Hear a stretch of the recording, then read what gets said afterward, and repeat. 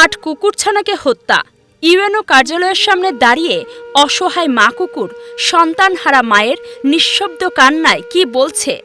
পাবনার ঈশ্বরদীতে ঘটে গেছে এক হৃদয় বিদারক ঘটনা। 8টি কুকুরছানাকে বস্তাবন্দি করে পুকুরে ফেলে নির্মমভাবে হত্যা করা হয়েছে। আর সেই ঘটনার পর থেকেই এই মা কুকুরটি চোখ ভরা অপেক্ষা নিয়ে দাঁড়িয়ে আছে ইউএনও কার্যালয়ের সামনে, যেন এখনও বিশ্বাস করতে পারছে না তার বাচ্চারা আর ফিরে আসবে না। সকাল থেকে দুপুর ঘুরে বেড়াচ্ছে কেবল একটাই আশায়, হয়তো কোনোভাবে তার ছানারা ফিরে আসবে।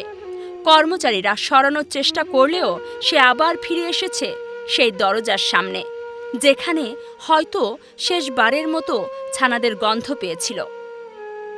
অভিযোগ উঠেছে নিশি বেগম নামের এক নারী বিরক্ত হয়ে 8টি কুকুরছানাকে বস্তায় ভরে পুকুরের ধারে ফেলে আসেন।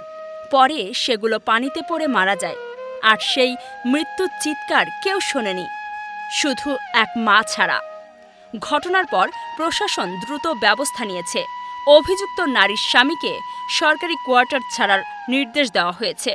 একই সাথে মা কুকুরটির চিকিৎসার দায়িত্ব নিয়েছে প্রাণী সম্পদ অধিদপ্তর।